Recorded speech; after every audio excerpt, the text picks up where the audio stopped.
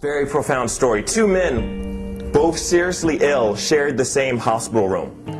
And one of them was allowed to sit up in his bed for only 1 hour each day in order to drain the fluid off his lungs. His bed was next to the room's only window.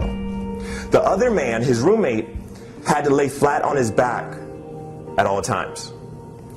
Each day, during that 1 hour period in which the man by the window was able to sit up in his bed, he would pass the time by describing to his roommate all of the beautiful things that he saw outside, all the activity that he saw, all the nature that he saw, everything that was going on outside. He explained to his roommate in exquisite details. His roommate loved those experiences. In fact, his roommate lived for those 1 hour periods of time each day in which his world would just be enlivened and broadened by all of the activity outside. This continued on for years. Then one day, the man by the window died peacefully in his sleep. Hospital attendants came in, took the body away. As soon as it seemed appropriate, his roommate requested to be moved next to the window. They honored the request, they moved him next to the window, and as soon as possible, his roommate propped himself up on one elbow to take a look out the window. And he was shocked when he saw that out the window, it faced a blank wall. He calls in the nurse and he says, "Nurse," he tells the nurse about how, his deceased roommate used to describe all these beautiful things outside the window.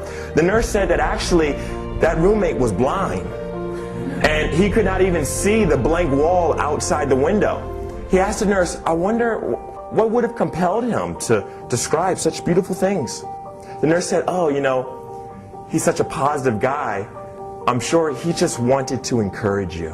He just wanted to fill you with love and joy and peace to help you get through these challenging experiences in your life." I love that illustration so much because when you really think about that story, think about that. That man, that blind man, was truly wealthy because instead of focusing on his sickness and instead of focusing on his disability, he chose to focus on being grateful for what he had and sharing with others that peace and that joy and that beauty on the inside. Even though he couldn't see beauty on the outside, he was able to share beauty on the inside. It's interesting how we all have something to share. Even as we're going through problems ourselves, there's always opportunities for us to give to others.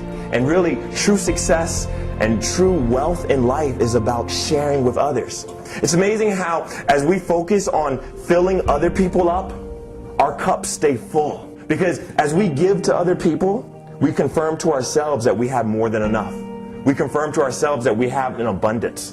And as we feel that abundance that we have in our lives, it really helps us to have that sense of prosperity, that sense of true wealth that each one of us has.